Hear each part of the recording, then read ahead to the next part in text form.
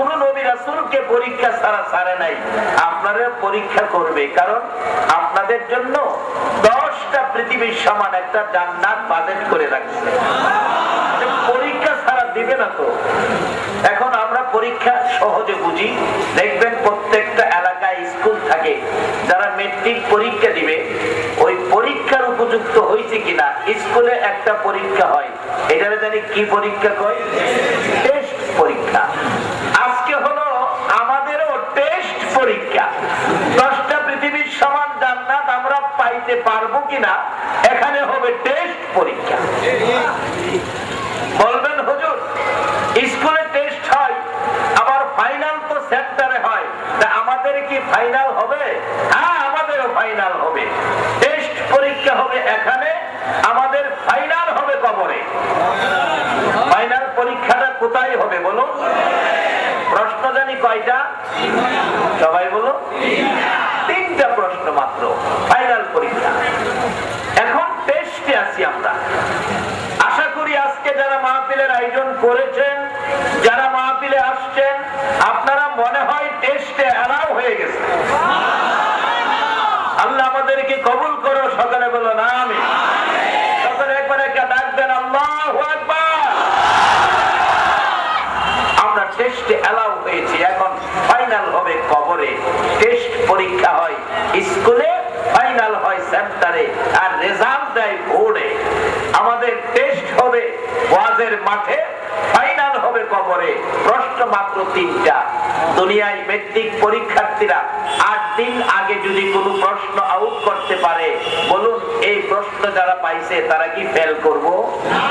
আর আমার নবী উম্মতের দরদি 1400 বছর আগে উম্মতের জন্য কবরের প্রশ্ন আউট করে দিয়ে গেছে। কথাটা কি বুঝাইতে পারলাম? কোন প্রশ্নগুলি হবে আপনারা জানেন না? প্রথমত জিগাইব কবরে গেলে, তোমার রব কে? বলুন আমাদের রব কে? এই তো টেস্টে এলাও। জিগাইব তোমাদের ধর্ম কি? মাশাআল্লাহ। নবীজির চেহারা, নবীজির সুরত আপনার সামনে তুলে ধরে জিজ্ঞেস করবে, ওনাকে চিনো? আমরা কি নবীকে চিনি? বলুন চিনবো না? নবীকে যারা ভালোবাসে সাথে সাথেই চিৎকার মেরে বলবে, কাকে নিয়ে আসছেন? এনে দিয়ে আমাদের প্রিয় নবী মুহাম্মদুর রাসূলুল্লাহ। আল্লাহ বলবেন আর কোনো কথা নয়, জান্নাত থেকে তার কবরে একটা রাস্তা করে দাও, জান্নাতের শান্তি কবরে আসো। আল্লাহ বলবে, বান্দা তুমি ঘুমাও, কিয়ামত পর্যন্ত তুমি ঘুমাও, তোমাকে কেউ ডাক দিবে না।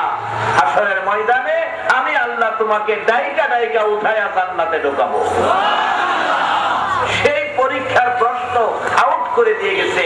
তারপরও যদি কবরে ফাইনাল পরীক্ষায় আমরা যদি ভালো দিতে না পারি, তাহলে রেজাল্ট হাশরের ময়দানে কি হবে? কোরআন শরীফে আসছে, ভালো পরীক্ষা দিবেন কবরে, রেজাল্ট হাশরে ফারিকুন ফিল জান্নাত, কোরআন শরীফে আছে। আর যদি পরীক্ষা ভালো না দিতে পারেন, হাশরে রেজাল্ট হবে ও ফারিকুন ফিস সাঈদ, জাহান্নাম। একটা রেজাল্ট হবে জান্নাত, আরেকটা রেজাল্ট হবে জাহান্নাম। আপনারা কি রেজাল্ট জান্নাত পাইতে চান না জাহান্নাম পাইতে চান? আল্লাহ তুমি কবুল করো, সকলে বলো না আমিন। কিভাবে পরীক্ষায় গেলে আমরা জান্নাত পাইতে পারি, আমি অল্প সময়ে কথাগুলো আপনাদের সামনে নিয়ে আসবো। আল্লাহ যেন আমাকে আলোচনা করার তৌফিক, আপনাদেরকে বুঝে শুনে আমল করার তৌফিক আমাকে সহ সকলকে দেন, সকলে বলুন আমিন। আসুন আলোচনায় ঢুকি, তার আগে মহব্বতে আর একটু দরুদ শরীফ পড়ুন। আর যারা দাঁড়িয়ে আছেন ফাঁকে ফুঁকে বসে পড়ুন, বসে বসে মহব্বত পয়দা করুন। প্রমাণ করুন আমরা মুসলমান, আমাদের মধ্যে হিংসা নাই, অহংকার নাই, আমরা এত মানুষ একসাথে মিলেমিশে বসে আছি। বিজাতিরা দেখো, মুসলমান আদর্শের জাতি, মুসলমান ভ্রাতৃত্বের জাতি, মুসলমান মহব্বতের জাতি। হিংসা অহংকার তাকাব্বুরি বাড়াবাড়ি ঝগড়া। আরেকজন বসে পড়ুন, মহব্বতে আরো কয়েক মর্তবা দরুদ পড়ুন। আল্লাহুম্মা صل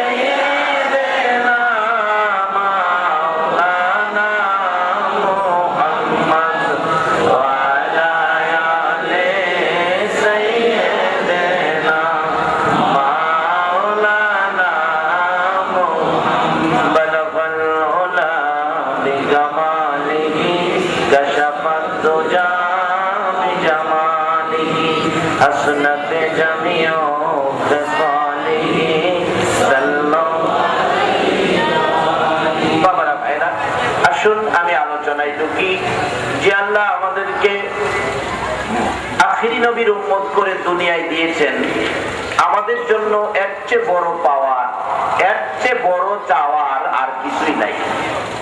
এই নবীর উম্মত যারা হয়েছেন, এর চেয়ে বড় কপালওয়ালা পৃথিবীতে আর কেউ নাই। এটা আমার ঘোষণায় নয়, এটা আল্লাহর ঘোষণায়। আসতেছি সামনে। আজকে আমি পবিত্র কোরআন শরীফ থেকে সর্বপ্রথম তেলাওয়াত করেছি, আলা ইন্না আউলিয়া আল্লাহ লা খাউফুন আলাইহিম ওয়ালা হুম ইয়াহজানুন। আল্লাহ নিজে কোরআন শরীফে ঘোষণা করেছেন, আল্লাহর ওলি যারা, ওলি শব্দের অর্থ হলো বন্ধু। বন্ধু বুঝেন তো? দোস্ত, বন্ধু। ওলি শব্দের অর্থ বন্ধু। এটা দুনিয়ার সাধারণ বন্ধু নয়। আল্লাহর সাথে বন্ধুত্ব যারা করেছে তাদেরকে ওলি বলেছে। আল্লাহর ওলি যারা, ওলি শব্দের অর্থ হলো বন্ধু। বন্ধু বুঝেন তো? দোস্ত, বন্ধু। ওলি শব্দের অর্থ বন্ধু। এটা দুনিয়ার সাধারণ বন্ধু নয়। আল্লাহর সাথে বন্ধুত্ব যারা করেছে তাদেরকে ওলি বলেছে। আল্লাহর ওলি, আল্লাহর বন্ধু। আল্লাহ বলেছেন, আল্লাহর সাথে যারা বন্ধুত্ব করেছে ওই রকম ওলির সঙ্গে যদি যোগাযোগ রাখতে পারে।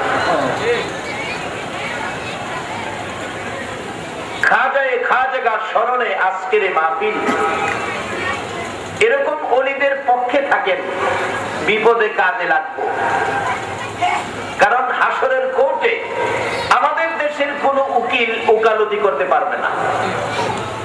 নাকি আমরা বাংলাদেশের উকিল পারবো? বলে হাইকোর্টে খুব ভালো মুখ করতে পারে, উনি হাসরের দিন কিছু মুখ করবো। হাসরের কোর্টে মুখ করার মতো কোন ক্ষমতা কাউকে দেওয়া হবে না। বিচারপতি হবেন আল্লাহ, আর ওই কোর্টের ওকালতি করবেন নবী মুহাম্মদুর রাসূল।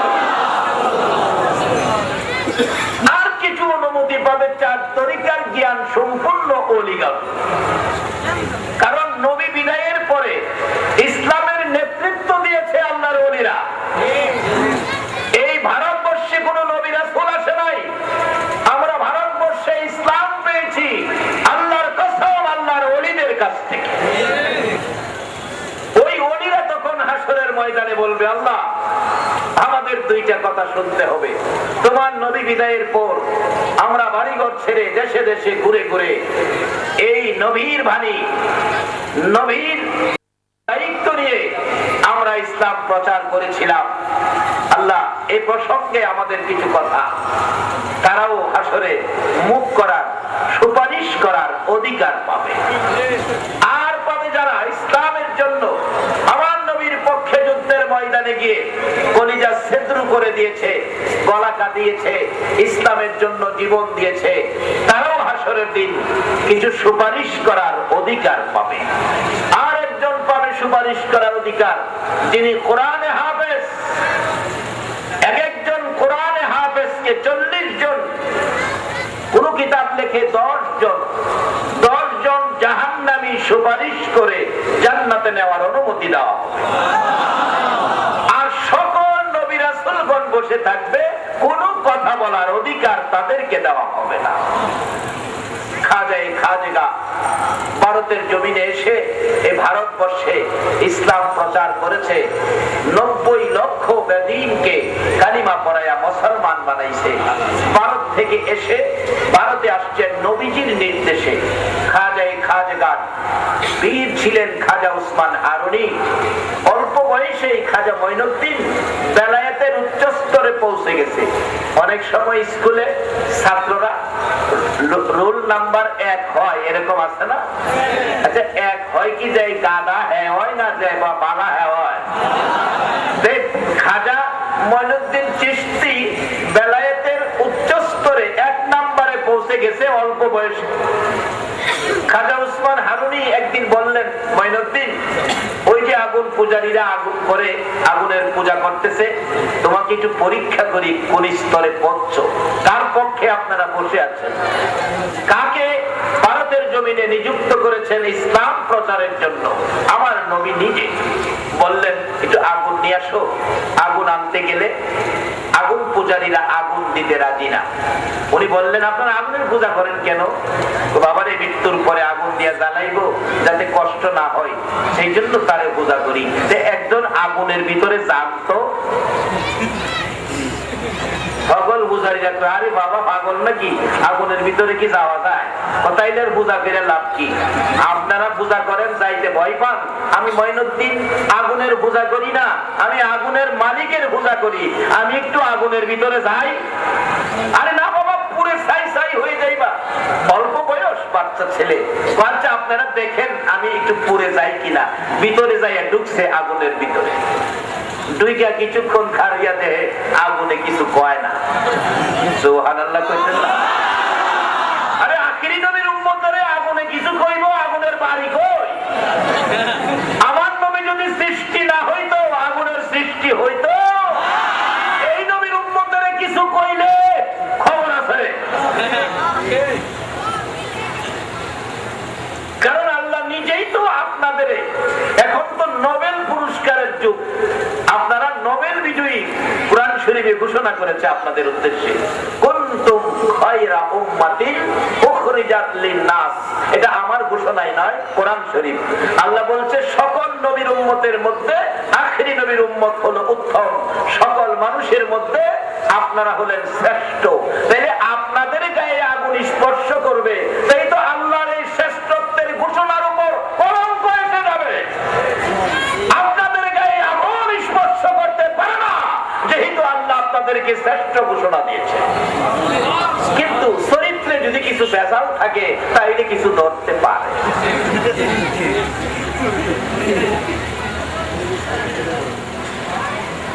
কারণ যেই বাহিনী যারে পাহারা দেয়, রাষ্ট্রদ্রোহী কাজ করলে এই বাহিনীও তারে অ্যারেস্ট করে। কি বলেন, করে না?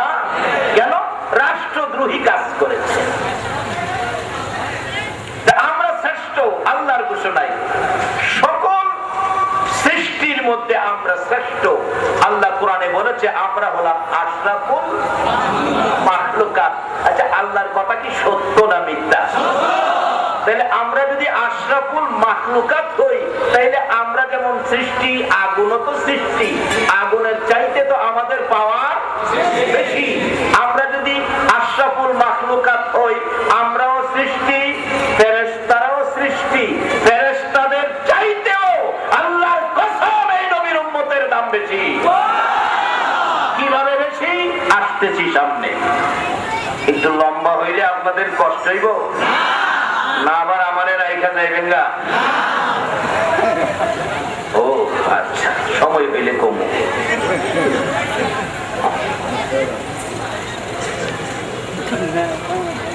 আমরা নোবেল বিজয়ী আল্লাহর কোরআনে।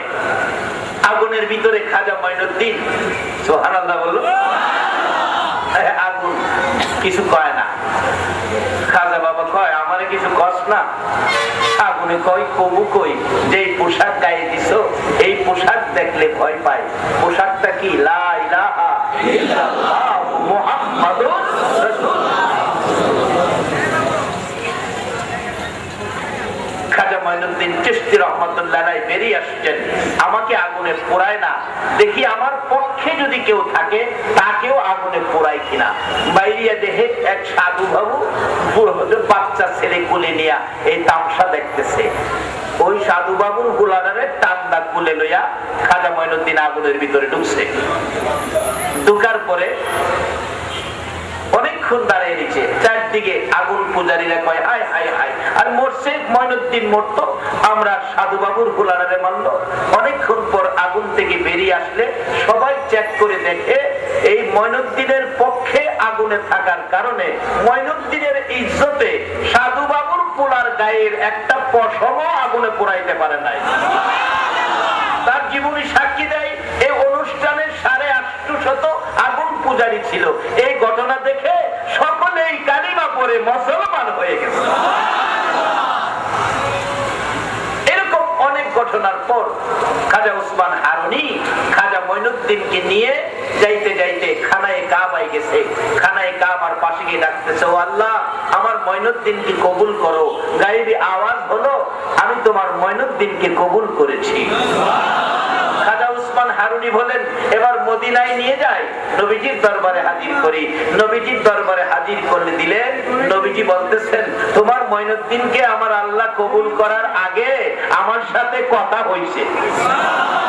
সুবহানাল্লাহ। আপনি বললেন অবশেষে খাজা মঈনুদ্দিন এশারের নামাজের পর মসজিদে নববী খাদেম এশারের নামাজের পরে দরজা বন্ধ করে দেয়।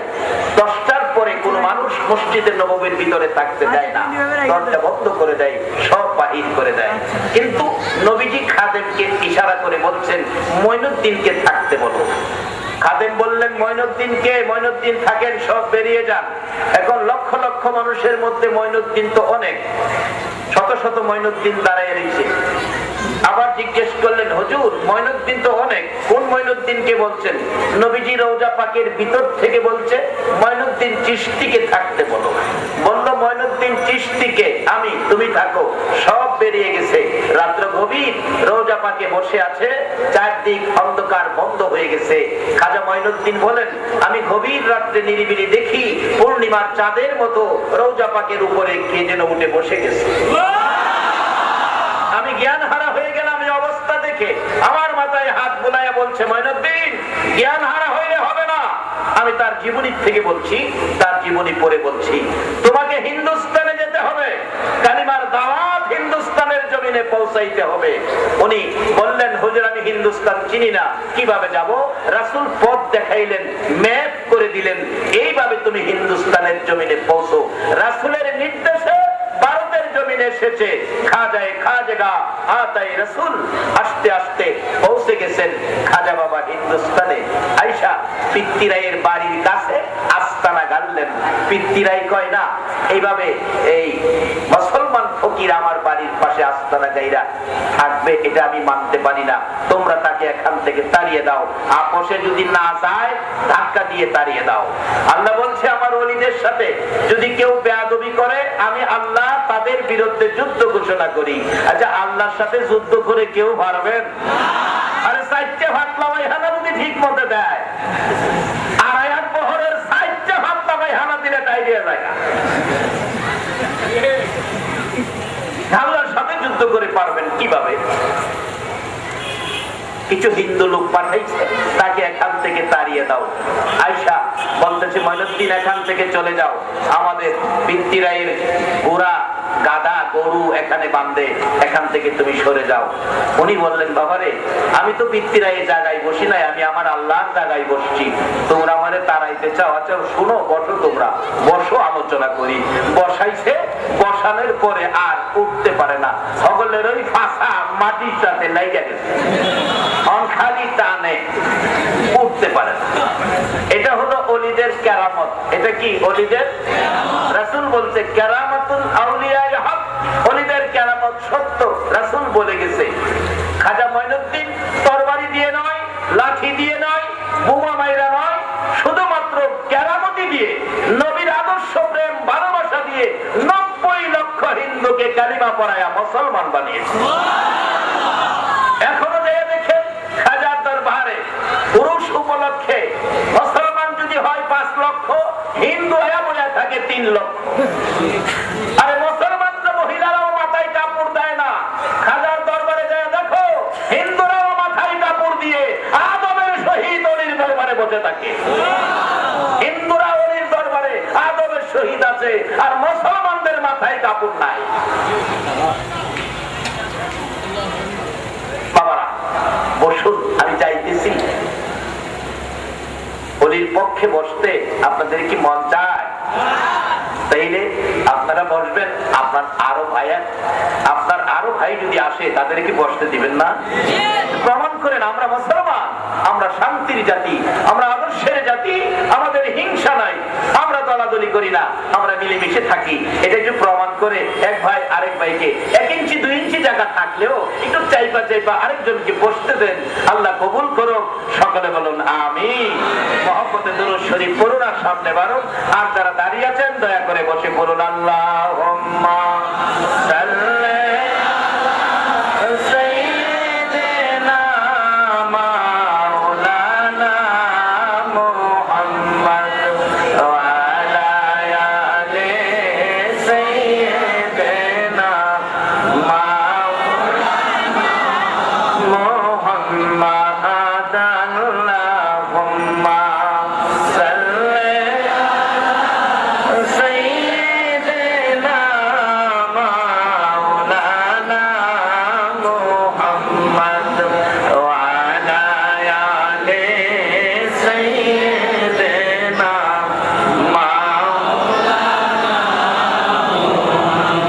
নবীর মায়া ছেড়ে মানুষ কোথায় আছো বুঝি না, তোমার মায়ায় কান্দে নবী, তোমার মায়ায় কান্দে নবী, শুয়ে সোনার মদিনা। আল্লাহুম্মা সাল্লি সাইয়্যিদিনা মাওলানা মুহাম্মদ ওয়া আলা আলি সাইয়্যিদিনা বালাগাল উলা বিজামালিহি কাশফাত তুজা বিজামালিহি আসনাত জামিউ খিসালিহি সাল্লাল্লাহু আলাইহি ওয়া আলিহি। এক জাত পাঠাইছে, তাড়িয়ে দাও। এসে বলছে এখান থেকে সরে যাও, না হয় ধাক্কা দিব। কই ধাক্কা দেওয়ার আগে একটু বসেন। বসাইছে, মাটির সাথে পাছা লেগে গেছে, খালি টানে। আরেক দল পাঠাইছে, দেখতো গেল যে এখানে তো আহে না, ঘটনা কি? যায় দেখে খালি টানে। কই ব্যাপার কি রে? কই কথা কইস না, তোরারও টানাইবো। আয়া বলতেছে মঈনুদ্দিন কি ব্যাপার? তো বাগান বসেন। বসাইছে, এরাও আর উঠতে পারে না। যে আইয়ে হেরেই বসা, বসাইলে আর উঠতে পারে না। এটা ওলিদের কি? রাসূল বলতে ওলিদের কেরামত সত্য। পিতৃ রাই কয় অবস্থা কি রে? যা যায় হ্যাঁ আর ফিরে না, ঘটনা কি? দুইজন একান্ত গুপ্তচর পাঠাইছে, যায় দেখ ঘটনাটা কি। যায় দেখে খালি টানে, দৌড়াইয়া গেছে। রাজা মশাই উপায় নাই, কি ওই টানাইতেছে। ওই কস কি বিশ্বাস করেন না? চলেন আপনি, আপনারেও টানাইব। যায় দেখে অবস্থা সুবিধা না।